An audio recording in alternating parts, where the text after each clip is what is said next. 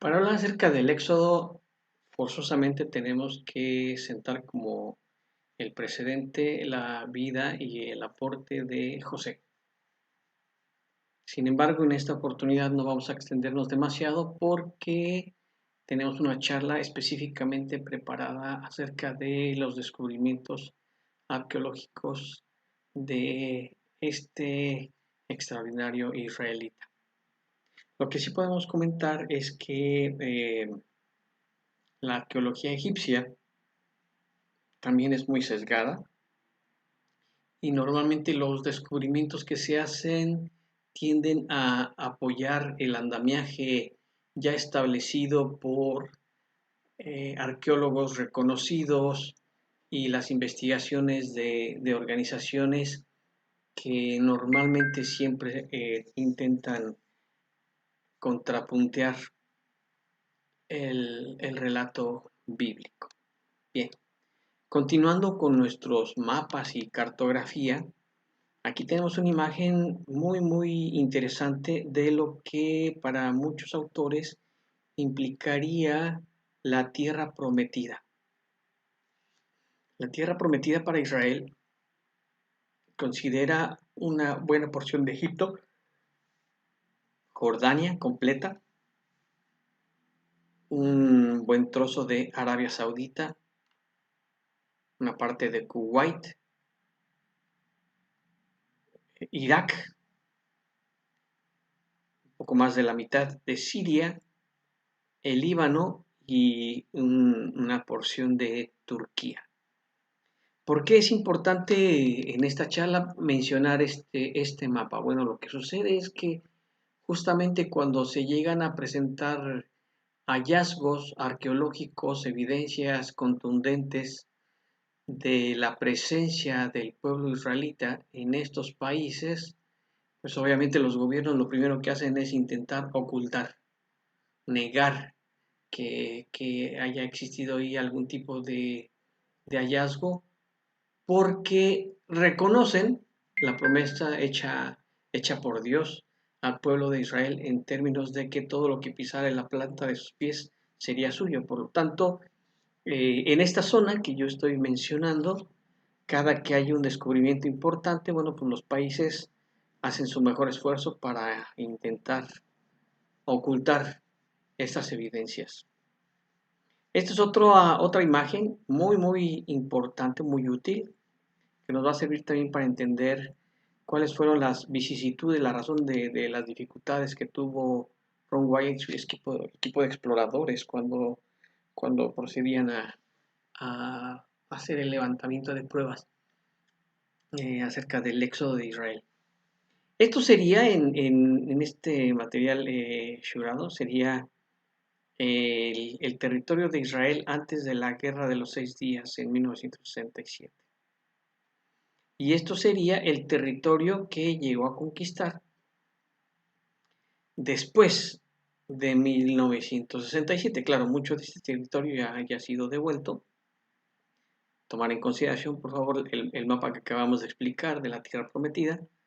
Pero en todo caso, poco después de 1967, bueno, pues esta península está ocupada por Israel. Eso es importante.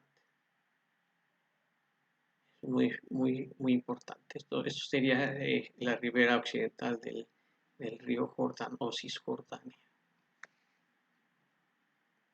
Bien, este es otro mapa un poco más claro, en donde nos habla acerca de los altos del Golán, la ribera occidental del río Jordán, en donde ya prácticamente se consideraba Israel, la franja de Gaza y la península de Egipto, territorio ocupado gracias a la victoria en la Guerra de los 6 días. Bien, vamos a los antecedentes acerca de el pueblo de Israel, antecedentes bíblicos del pueblo de Israel en este delta de Egipto. Dice, por ejemplo, Génesis 46:34. Entonces diréis, hombres de ganadería han sido tus siervos desde nuestra juventud hasta ahora, nosotros y nuestros padres, a fin de que moréis en la tierra de Gosén, porque para los egipcios es abominación todo pastor de ovejas. Primera de Reyes 6.1 dice, en el año 480 después que los hijos de Israel salieron de Egipto, el cuarto año del principio del reinado de Salomón sobre Israel, en el mes de Sif, que es el mes segundo, comenzó él a edificar la casa de Jehová. Esto nos daría una precisión en cuanto al tiempo en que se realizó el éxodo aproximadamente. Esto es 480 años después de que ellos salieron de Egipto. Éxodo 3:14, y respondió Dios a Moisés, yo soy el que soy, y dijo, así dirás a los hijos de Israel, yo soy, me envío a vosotros. Éxodo 13:19, tomó también consigo Moisés los huesos de José, el cual había juramentado a los hijos de Israel, diciendo, Dios ciertamente os visitará y haréis subir mis huesos de aquí con vosotros. Bien. Entonces, tenemos estos antecedentes bíblicos acerca de Ramsés, también en algunas ocasiones en algunos materiales, Ramsés se va a encontrar esta palabra.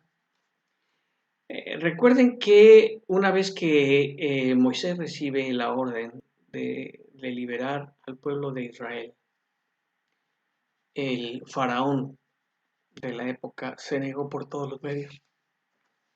Dios envió 10 plagas que están narradas en las Santas Escrituras.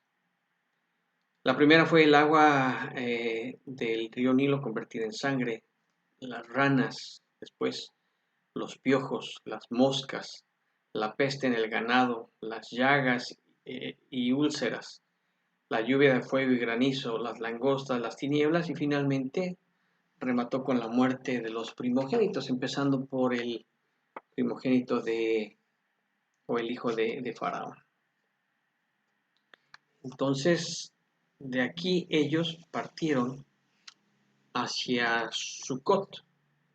Con respecto a Sucot, vemos en Éxodo 12:37 que nos dice, partieron los hijos de Israel de Ramesés a Sucot como 600,000 hombres de a pie, sin contar los niños. Los israelitas pidieron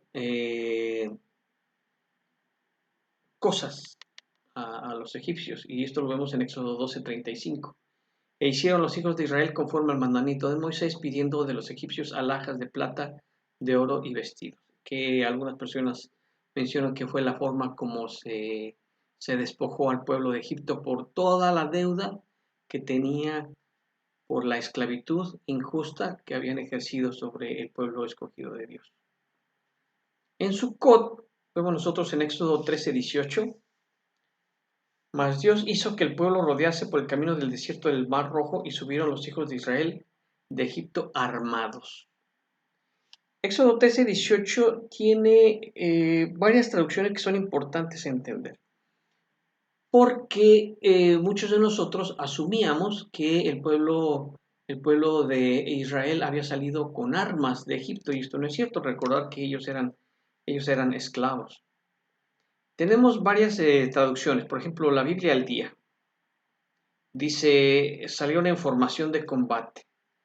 La versión Biblia latinoamericana 95, dice, el pueblo salió de Egipto bien ordenado. La versión Dios habla hoy, dice, formados como un ejército. La Biblia de las Américas, en orden de batalla subieron los hijos de Israel de la tierra de Egipto. Entonces, esto puede también traducirse como que ellos salieron en rangos. No olvidar que Moisés, una vez que fue rescatado de la muerte por la hija de Faraón, dice en Hechos 7:22, y fue enseñado Moisés en toda la sabiduría de los egipcios y era poderoso en sus palabras y obras. Entonces, aquí lo que se entiende es que fueron organizados por Moisés a través de estrategias militares. De ahí ellos hacen este recorrido rodeando el desierto del Mar Rojo y llegan a Etam. Éxodo 13:20 dice, partieron de Sucot y acamparon en Etam a la entrada del desierto. Dice también la Biblia, mas hizo Dios que el pueblo rodease por el camino del desierto del Mar Rojo, así se llamaba esta zona. Éxodo 14:5, y fue dado aviso al rey de Egipto que el pueblo huía, y el corazón de Faraón y de sus siervos se volvió contra el pueblo, y dijeron: ¿Cómo hemos hecho esto de haber dejado ir a Israel para que no nos sirva?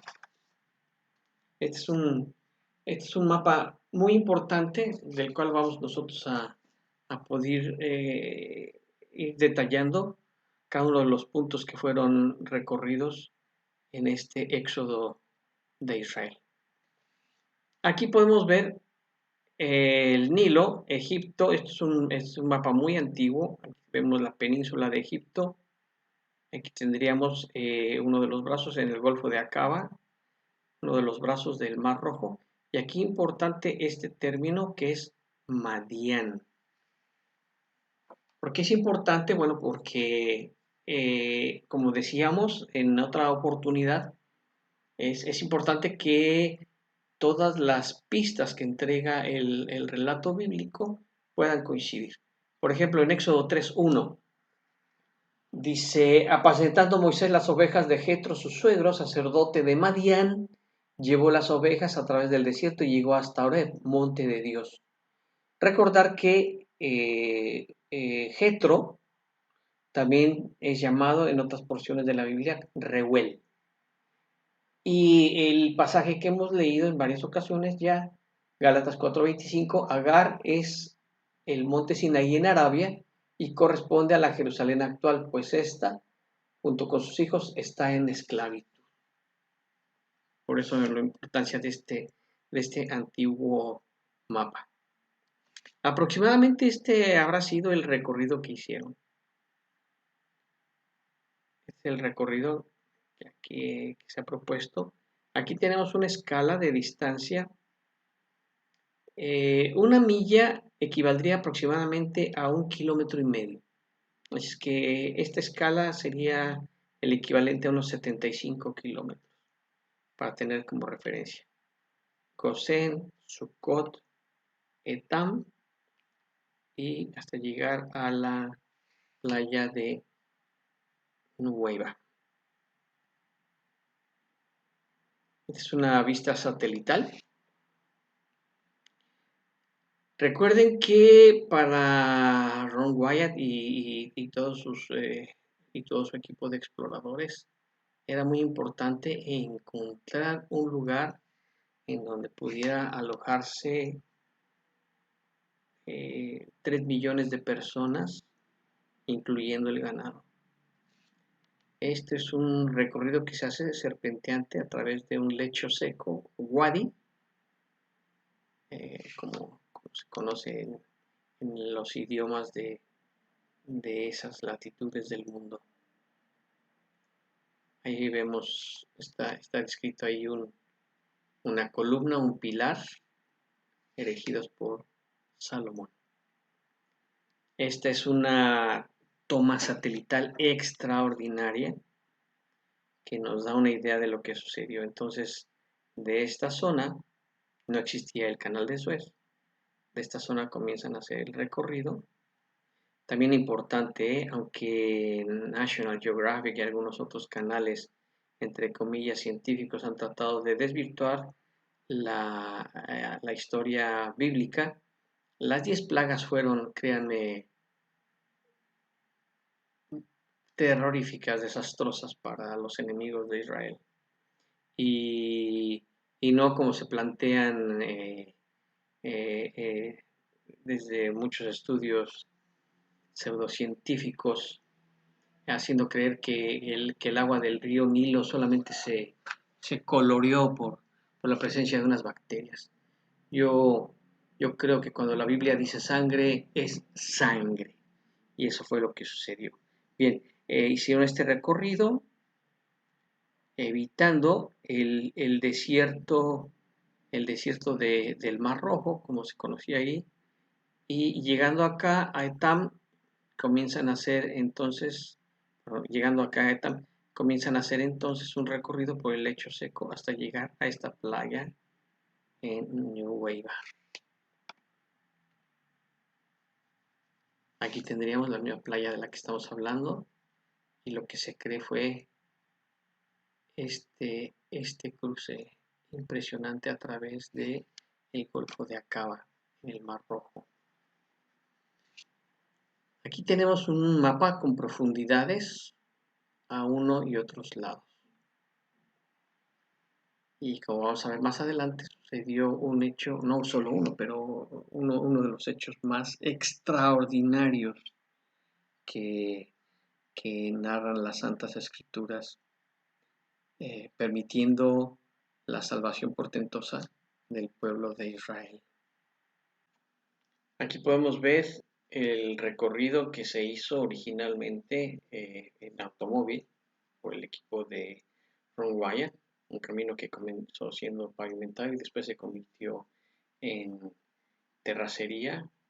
La enseñanza más importante es cómo ópticamente las montañas parecen cerrar el camino, pero conforme se va avanzando, el mensaje espiritual es que siempre hay esperanza.